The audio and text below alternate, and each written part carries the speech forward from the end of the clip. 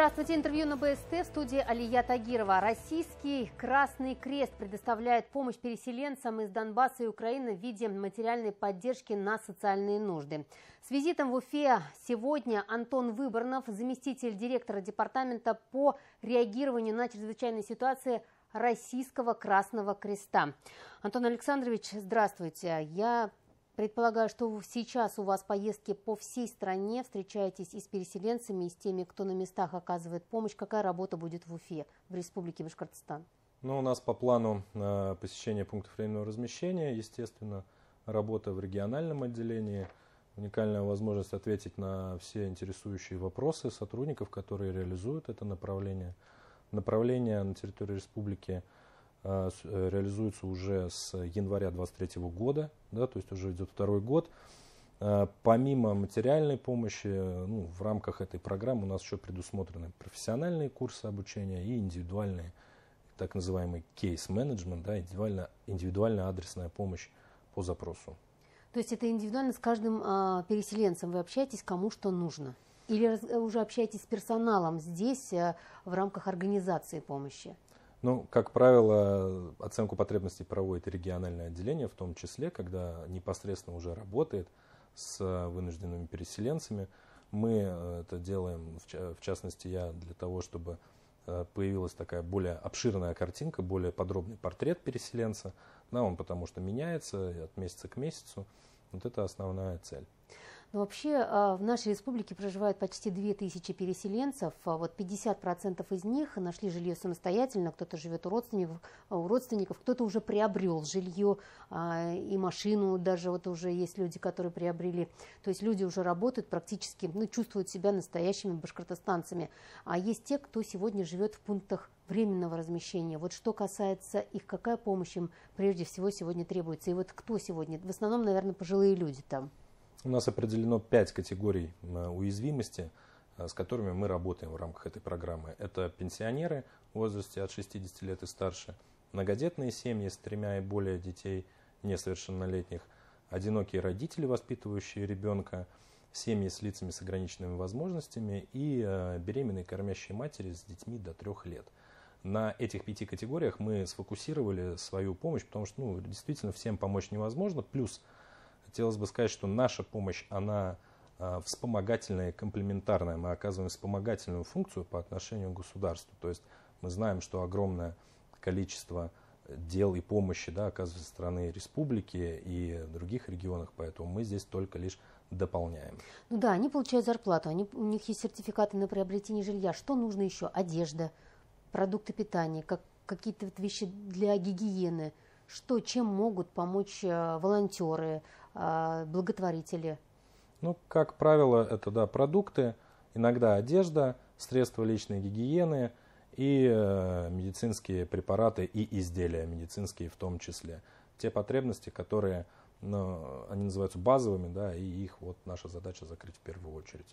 То есть получается у каждого региона на базе Красного Креста, то есть именно Красный Крест собирает организованную эту помощь и отвозит? Или как вообще построена работа? Или сразу вы как посредники уже сразу говорите, куда, кому, что привезти? Все зависит от региона, нужно учитывать региональную специфику. И плюс не везде есть пункты временного размещения. В некоторых регионах наши региональные отделения работают напрямую с переселенцами, которые прибыли самостоятельно. И даже несмотря на то, что они устроились на работу, приобрели жилье, все равно еще нуждаются в дополнительной помощи, как минимум на перевод документов, это начальный этап, на лекарства для детей во время сезонных болезней. Также мы предоставляем и школьные принадлежности, и сертификаты на одежду. То есть это в таком формате. Завтра вы едете в Связист. Я думаю, что у вас уже такая личная методика работы с переселенцами есть. То есть как вы будете с каждым индивидуально поговорить? Это будет общая встреча. То есть либо какие-то ваши профессиональные уже методы работы. Как? Начнем с общей встречи, а дальше уже по опыту это происходит именно так. Общая встреча, дальше появляются частные вопросы. И в частном порядке, либо в общем порядке на них отвечаем. Оцениваем потребности, оцениваем в в принципе ситуацию, да, ну, как у людей банальное настроение, от этого тоже многое зависит, да, кто-то может не хотеть, чтобы к нему приставали с вопросами. Но и одна из таких важных тоже задач — это понять, на что тратятся наши вот эти средства, наши выплаты, для того, чтобы мы смогли сориентироваться в дальнейшем в оказании помощи в различных ситуациях. То есть оценка потребностей все равно это ключевая история. То есть какая-то финансовая поддержка от Красного Креста есть? То есть на продукты, не просто продуктами, не просто одеждой, еще и, ну, грубо говоря, в кошелек, чтобы было что положить? Да, с 23 года, именно с 23 года мы на территории республики реализуем программу многоцелевых выплат. То есть вынужденные переселенцы обращаются к нам, либо приходят в региональное местное отделение, либо специалисты выезжают в пункт временного размещения, оформляется заявление, и спустя непродолжительное время на банковский счет поступает сумма в этом году уже от 6 до 18 тысяч рублей в зависимости от количества членов семьи. В прошлом году это было 5-15. Но, Антон Александрович, не секрет, что не только в деньгах дело, не только в финансовой поддержке. Очень важно этим людям, ну, понять, что они дома. То есть вот даже банка с солеными огурцами, которую, ну, вот сейчас у них нет, то есть из своего погреба они не достанут, какие-то праздничные мероприятия, вот какой-то салат привезти. Вот как вы думаете, вот в какой помощи, может быть, просто приехать поговорить могут жители республики? Что нужно? Визитной карточкой Российского Красного Креста является психосоциальная поддержка. Это немножко схожая история с психологической помощью, но ее может оказывать абсолютно каждый человек, потому что когда мы даже разговариваем с вами, мы друг другу оказываем уже психосоциальную поддержку. И когда кто-то просит бутылку воды, и мы ему ее даем, то это уже психосоциальная поддержка. Наши специалисты на постоянной основе выезжают в пункты временного размещения, общаются, оказывают эту помощь при необходимости, да, при выявлении более таких сложных моментов, перенаправляют к профильным уже психологам, и непосредственно в рамках этих выездов как раз и выявляются все запросы на праздники, на салаты, на любые другие. Да даже на пряжу со спицами, абсолютно, чтобы можно было как-то вспомнить свое дело, потому что с собой это все не привез. Что касается историй, я думаю, что в вашей коллекции их очень много. То есть, приезжая в каждый регион, каждый подходит, рассказывает что-то свое. Но всех объединяет одно. Большинство из них хотят домой. Особенно пожилые люди. И вот о чем они просят, о чем они спрашивают вас? Но, как правило, просят помочь связаться с родными, которые находятся в других регионах Российской Федерации. И в рамках нашей программы по восстановлению семейных связей мы помогаем в этом направлении, помогаем и приобрести билеты, в том числе для того, чтобы соединить семью, например, из Владимира, перевести людей в Находку. Да, большое, огромное расстояние, но вот так распорядилась судьба и разбросала семью. Вот. Работаем по максимуму, насколько это возможно, помогаем установить связь, добраться, созвониться, списаться, увидеться.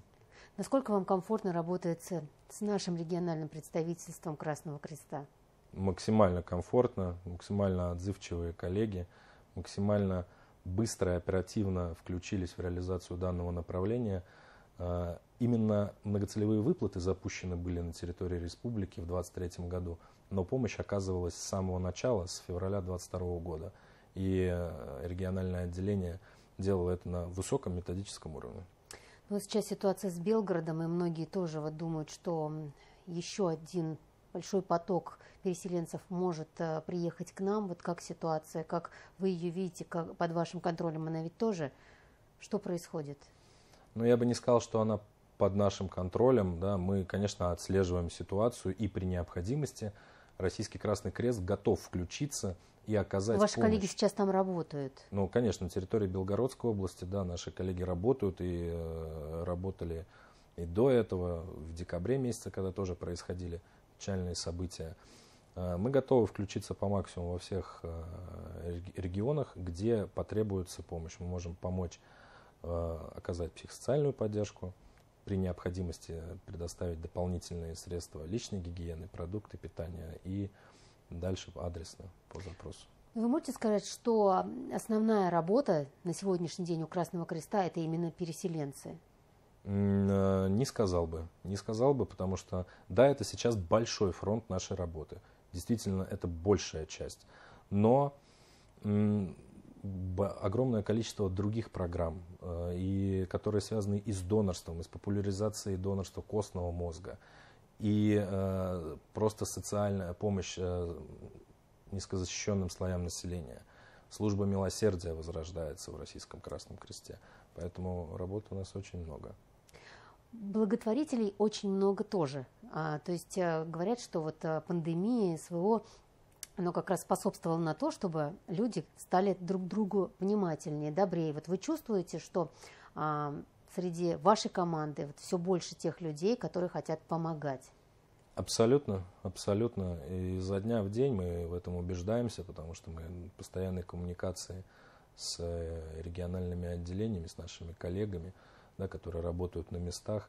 И количество сторонников, волонтеров, которые помогают Российскому Красному Кресту, оно растет. И это те ребята, которые прониклись нашей идеей, прониклись идеей облегчать участь и страдания людей и нашими принципами, и помогают очень активно. Вот в рамках вашего визита, я думаю, что не только тема переселенцев будет обсуждаться, о чем еще поговорите с коллегами, и вообще вот какая основная задача и цель стоит? Но так как я работаю в департаменте по реагированию на чрезвычайные ситуации, у нас еще, конечно же, мы готовимся, и точнее не то, что готовимся, мы хотим подготовиться к любым возможным чрезвычайным ситуациям. И мы проговорили уже с коллегами на предмет возможного создания региональной группы реагирования на чрезвычайные ситуации. Также сейчас мы проводим тренинги на базе центрального аппарата Российского Красного Креста по реагированию на чрезвычайные ситуации. То есть эта тема тоже сейчас достаточно актуальна, она для Российского Красного Креста всегда актуальна. Короткий вопрос: как стать членом команды Красного Креста? Зайдите на сайт Российский Красный Крест, нужно заполнить форму, вы станете нашим волонтером. После этого уже можно будет стать членом Российского Красного Креста, ну а дальше как судьба сложится. Спасибо огромное, дорогие друзья. С визитом в столице Антон Выборнов, заместитель директора Департамента по реагированию на чрезвычайные ситуации Российского Красного Креста. Спасибо огромное, Антон Александрович. Большой привет вашим коллегам и спасибо за все то, что вы делаете.